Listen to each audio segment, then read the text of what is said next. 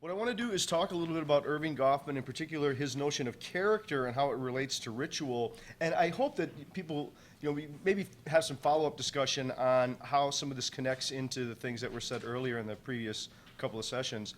I think the way for me to just give the argument as quickly as I can is that when we think about meaning, there are a lot of different ways it gets shaken out. We sometimes say semantic meaning, syntactic meaning, practical meaning, or pragmatic meaning. And the particular meaning that I want to get at is what I'm calling ritual meaning. And I think it comes right out of Goffman. And when he refers to the word ritual, he wants to be very clear that we don't just confuse ritual with something like routine. No, for him, ritual comes out of Durkheim, and there are two main forms of ritual, positive ritual and negative ritual. Both have to do with the way that we give a proper handling to a sacred entity or its stand-in. So most of this really is about how is it that an entity, which is at root sacred, why does it need a certain kind of handling, and how is ritual those appropriate means for such handling? Now, real crude, quick way to say it is that when we experience the character of someone in an actual encounter, when people are face to face, we experience character, and by character I mean things, those characteristics of self, things like sincere or rude, crass, considerate, thoughtlessness, mean, sweet. Could be somebody who's ingratiating and kind, or somebody who is self-serving bullshitter, right? So we put it on either one of those sides there. The argument is that when people comply with the ritual traditions and they act according to propriety, they will experience all of those positive characteristics of ritual, both in themselves and in others. And when they fail to comply to those canons of ritual propriety, they will experience the negative or the undesirable aspects of self. Now, we can say what positive ritual is and what negative ritual is, but we really need to get to what I'm calling these three lines of ritual regard. And that is, those are what articulate the appropriate amount of positive ritual or the appropriate amount of negative ritual. So we need to know what is the occasion or the situation or the activity. Is it a wedding, a funeral, is it a bar, or am I here giving a talk? What are the particular relation states between and among the people who are in the interaction? Is it parent? Is it sibling, friend, stranger, enemy? And what are the externally based attributes? Things like age, occupation, status, sex. Now, all three of those will place a demand upon how much negative ritual and how much positive ritual would be appropriate.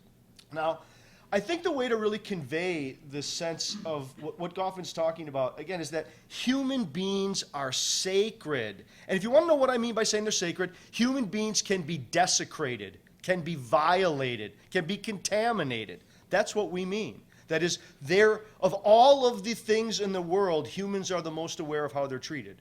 And their awareness of how they're treated makes us, it's always, as Goffman says, it's a hallowed event when the encounter occurs and people have to come into co-presence with one another. So there's no way that I'm going to be able to possibly go through all of the different negative rituals and all the different positive rituals and try to show how those are being aligned in some way by a co-articulation of the occasion, the relation states, and the externally based attributes. But I think I can give a couple of examples here to hopefully illustrate what I'm talking about. Again, I'm trying to suggest that selfhood or character, it's not just simply a set of abstractions, and it's not eternally deferred. I think what we do is we experience concretely characteristics of ourselves, foul character or maybe a good character, according to how we comply or fail to comply with various ritual practices. So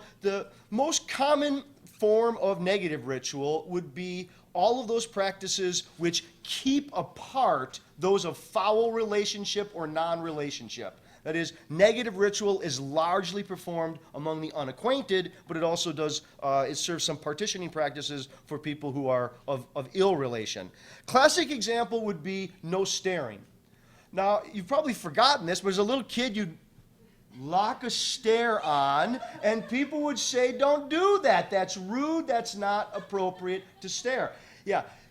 Gaze is so ritually regulated that I can silence students in my class by just looking at them. If somebody's causing trouble, I'll just give them a look, and oh, they stand out. Now notice, when they're doing that, I give them the serious stare.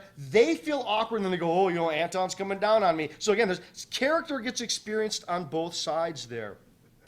Civil inattention, another sort of classic one, right?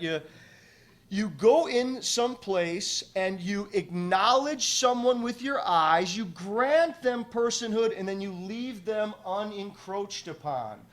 Elevator behavior. I think if women don't know this, men, when they go into the bathroom, they have urinals there rather than stalls. Guys come in there, they stand next to each other, and they do this. Right? They're never going, oh, really, right? I know you could go, oh, really. Now, that person will feel devalued, and they're going to think strange things about you. This is for the guys. I think the guys are somewhere, and they're looking at inappropriate places in a woman. They're looking at her chest. They're looking at her body parts. And then when that happens, notice, it'll happen up on both sides. That is, the woman will go, lech, you give me the creeps, and she'll go, I feel devalued and objectified. Now, depending on who it is. Now, if it's your lover, you're like, oh, yeah, that's right, come here. And there's all this kind of stuff. Right?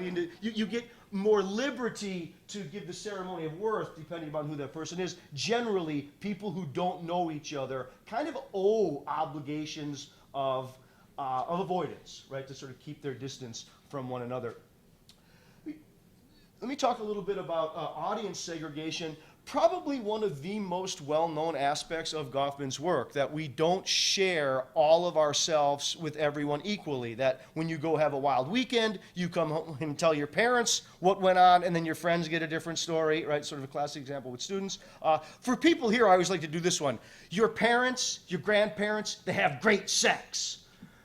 And you say, no, they don't. They're at home making cookies, and my grandpa's fishing. And so no, they've been able to segregate you off as an audience, right? Sometimes students will be sort of talking, and they're talking smack or whatever about a professor, about a class, and they'll say something like, oh, that class really stinks, or it's really bad. And as they're saying it, like the professor's right behind them, and then they start to panic. And it's really funny because you ask the question, if that professor wouldn't have heard them talking that, would they have felt bad? No, not really. They'd have kept all the way home. Another thing that stinks about that professor. Blah, blah. But in that moment, when they felt it, the professor there, they feel demeaned. They're like, oh, this punky student saying that. And the students, they shriek and go, oh, I can't believe you heard me say that, right? It's sort of like I remember being in probably like 8th grade, and I was sitting around with my other 8th grade friends doing, I'm a big kid now, I'm staying up late, watching the A-Team. I get to stay up till 9 o'clock, right? And then my mom yells down, Corey, did you change your underwear? And I'm like, ah! Does my mom get to ask me that? I mean, did you? I think I did. I think if anyone gets to ask me that, maybe my mom does, but not in front of my friends there, right? I mean, there's a sense of, you need to keep those audience separate. And we do this all the time. Goffman calls it treatment of the absent. And notice, when we talk about people who aren't there, it's not always condemning. If you look very carefully at your conversation, you will notice that you will have just as much a tendency to be very harsh and critical of people who aren't there as much as you will give lavish praise. That is, there will be modesty demands that you will tax out if you give someone a compliment or be overly complimentary to someone in their presence. So when we're talking about negative ritual practices, we're trying to suggest that we have a fear that people can be contaminated. Sometimes you will fear you're the contaminant, sometimes you will fear others are the contaminant, but there are various practices that allow sacred entities to avoid being contaminated. One main way is through negative ritual, where non-related or foully related people can be sort of put at various forms of symbolic distance. And if you don't think that staring is very real, I mean, not only would I encourage you to understand the history of gaze laws in the South, the number of people who've been arrested for looking at people, but just think of how many fights start across the country by somebody looking at somebody, and then somebody says, you look over here again, it's going to go outside. I mean, eye gaze itself is highly ritually regulated, right? That is, people feel that I have a right to not be encroached upon. I'm a sacred entity. And I think we all sort of register it. Now, when When we can't avoid, or when it's preferable to come into contact, now this is generally performed among the acquainted or the well-known, we engage in positive ritual. Positive ritual refer to all of those ceremonies of worth and value by which we convey worth to others and we make a claim of worth regarding ourselves. Simplest example would be something like grooming and self-presentation. The clothing that you put on, it has to be cleaned in some way. It has to be appropriate to the occasion. And it's making a bid in worth for yourself as well as giving a sense of worth to other people. That's why if you're overdressed or underdressed for a given occasion, it can be embarrassing not only to you but to other people there. Right? Again, it's a very dynamic process that's going on there. So let's talk about access rituals. So access rituals are basically the way in which we make ourselves available for an interaction or when we try to terminate it. Now, one of the things I guess you all know is that if somebody looks at you and they start to suck a little wind, and they caught your eye while you're sucking wind, you're officially in a conversation. You're in a conversation now. And you can get stuck in a conversation, which is really sort of funny. He calls this a gloss. But a classic example, being stuck in a conversation, which is a gloss, is people actually will act interested when they're not. Yeah, they'll go, good call. Yeah, people are caught, and when you see that happening, it's saying something about the way that we protect others' feelings while we also try to not have unintended negative thoughts about ourselves, right? So, depending on who the person is, what the occasion is, I think we really do feel the demand of, how much is the appropriate greeting, right? Like, you don't greet everyone equally. Just try to think of it that way, right? If you have 4 people walking across campus, and one is a long-lost friend, one is somebody you just saw earlier, one person you don't know, and then there's like an enemy there, you're not giving the same greeting to each person. Some people are getting the hugs, some people are getting the handshakes, some are you're kind of looking, the other one you just kind of look. And all of those, right, it's ritually regulated to convey a sense of self, to convey both a claim to self, claim to worth for oneself, but giving a bit of self or self-esteem and face to other people. See if I can give maybe a little bit more on that. Try to think of what Goffman calls the direct cut, which is known as the rudest thing that you can do in interpersonal interaction. So next time someone's talking to you and you really don't want to be in that conversation, wait until they're fully on the inhale and then just walk away. Now, my guess is they will be shocked. What will happen immediately, they will go, who do they think they are? Who do they think I am? That really captures what it is. That is, it will feel insulting to the person who gets walked away from, and the person who did the insult will think of them as having poor character or maybe questionable character. Let me do a little bit of gloss. As I said, a gloss, one of the most common glosses that I see with students are students pretending to be interested when they're not. But there are a lot of different glosses. Christmas time comes around and people are opening those presents, and here comes, another pair of socks from Aunt Gertrude, and you don't want to look rude. You're like, thank you, Aunt Gertrude. Now, you could go, Gertrude socks again. Now, when you do that, she thinks I'm rude, and then she's thinking, boy, he didn't deserve socks anyway. It took a lot of time. So, again, there's a devaluing that goes on both sides. Another really classic one of a gloss, I'm going to come over here. I always like to see this one, is you see the guys, and they're out there, and they're at the mall, and they're shopping with Sweetie, and then she's in there shopping, and they're doing one of these. They're holding the bag, and they're like going, look, I don't even know how to hold it. It's not mine.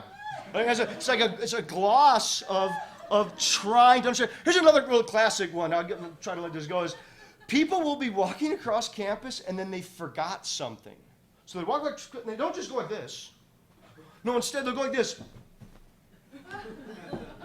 And so if anyone's watching, they're like, oh, look, it's not that it was a crazy person, it just goes one way and then the other. They must have forgotten something. Again, it's a person claiming a kind of bid for worth and an understanding that's sort of going on there.